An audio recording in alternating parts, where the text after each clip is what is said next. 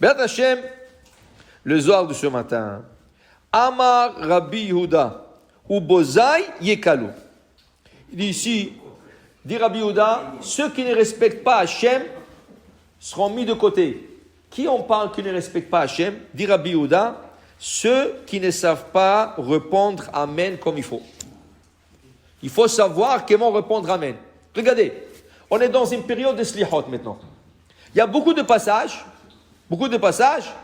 Rahamana itkarlan de kaimed Yitzhak akeda bidil vayavo. Et après il y a teanu veteatru mina chamim mina shamaim amen tekobal tzakatrem amen tekshama tfilachem beratzon amen. Il y a des passages que tu peux amen amen amen. Des fois le hazan il se trompe un peu, toi tu réponds amen avant qu'il termine lui. Parce que tu es rentré dans un mood amen amen amen quoi? Amen à manger, amen à boire, amen quoi? Qu'est-ce que c'est amen? Amen amen amen amen. Il faut savoir aussi quoi répondre et quoi penser. Alors il dit Rabbi Yehuda, malheur aux gens qui répondent Amen, qui ne savent pas quoi répondre, comment répondre. Qu'est-ce que ça veut dire ça? Il dit d'abord comprends une chose. Dit Rabbi Yehuda, comprends.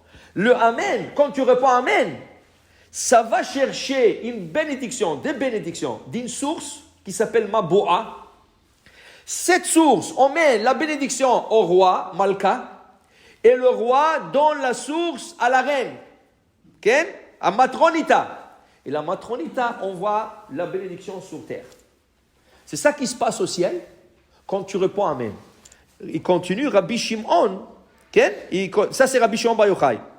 Et après il dit, Rabbi Azar, son fils, il dit, la bénédiction passe du Aleph, la lettre Aleph, à la lettre Mem, à la lettre Nun. Comment elle est la Nun dans le Amen? C'est une Nun finale. Comment elle est écrite la Nun finale? Elle est très longue. On dirait un tuyau, comme une gouttière.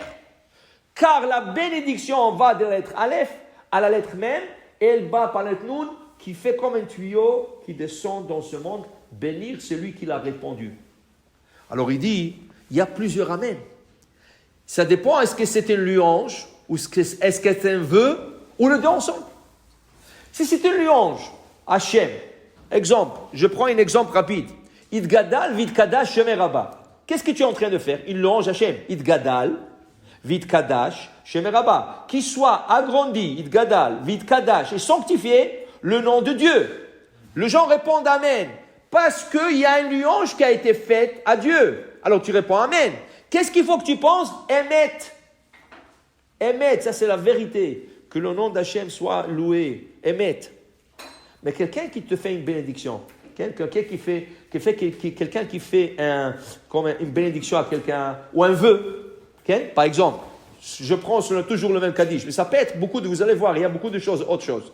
Le Kaddish, tu dis, Al Israël, Val Rabbanan, Val Talmidehon, Val Talmidehon, sur Israël, sur le gens qui étudient la Torah, Rabbanan, Al Talmidehon, leurs élèves, Talmidehon, les élèves des élèves, des Atvin, Vaskin, Boraita, Kadisha, qui s'assoient, qui étudient la Torah, Kedosha, qui soit béni, qui soit réussi, tout ça. Tu réponds Amen.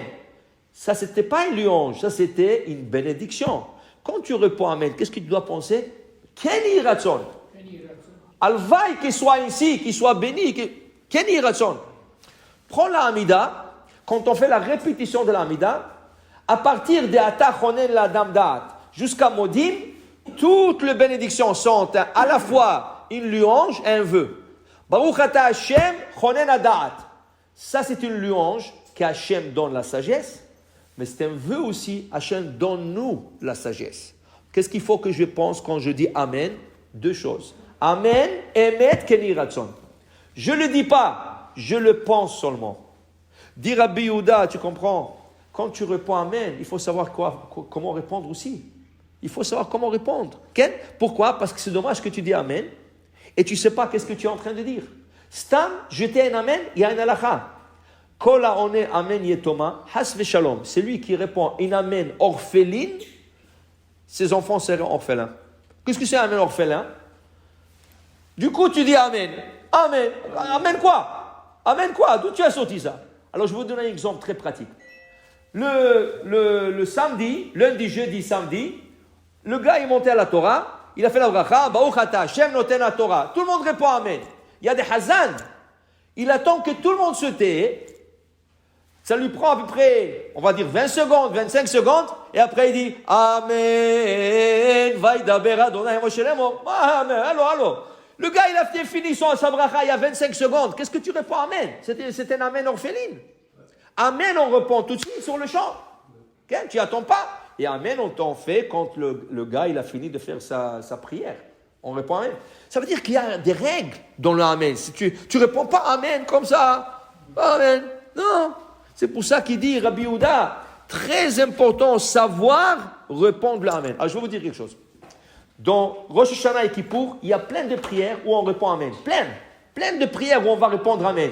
De supplications. Rosh Hashanah, il n'y a pas de supplications, c'est Kippour. Mais à Rosh Hashanah aussi, il y a beaucoup de vœux qu'on réponde Amen. Okay? Il faut faire attention comment on répond. Okay?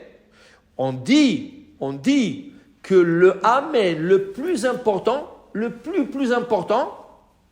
c'est le Amen de Yehe Sheme Rabba Mevarach La'alam ou La'alme Almaya Idbarach Bishtabar Mitpar. C'est le plus important. Pourquoi? La Gemara dit, quand tu réponds Amen, Yehe Sheme Rabba Mevarach La'alam Almaya, d'abord, Amen, ça revient sur ce qui a été dit avant. On dit, Gada Vikada Sheme Rabba, Balma Devachi Ote Vechote, Amen. Bechayechon, Vemechon, Bechayesraim, Baragazon, Grim, Vivrou, Amen. Amen. Sur ce qu'il a dit, Bechayechon ou Biomechon. Après commence un nouveau passage. Yehe Sheme Rabba Mevarach La'alam ou La'alme Almaya. Alors il ne faut pas dire Amen Yehe Sheme Rabba Mevarach. C'est faux.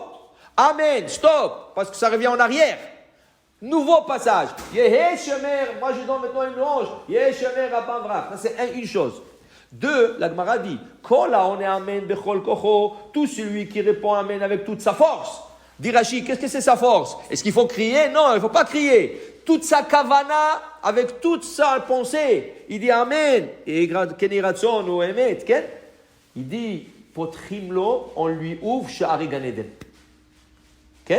Shene Emar, comme il est dit, Pitrou Sha'arim, ouvrez-vous le porte, Viavo Goy Tzadik Shomer Emunim, que ce Goy, cette nation Tzadik, qui garde le Emunim, qui garde confiance à Hachem, elle vient.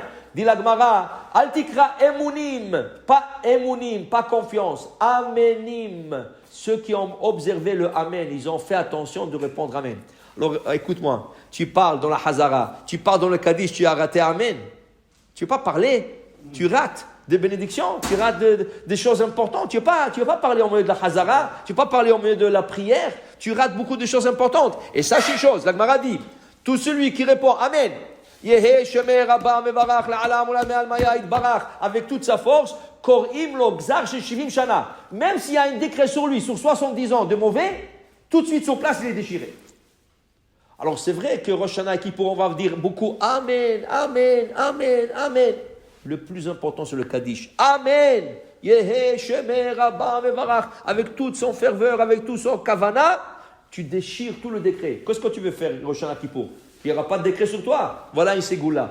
Réponds Amen comme il faut et tout le décret seront déchirés et les bénédictions seront amenées de Maboua au roi à la reine, de Aleph, Amen, à nous Sophite qui descend comme un tuyau et bénit tous ceux qui ont répondu le Amen. Baruch Adonai Le'olam. Amen ve Amen. Rabbi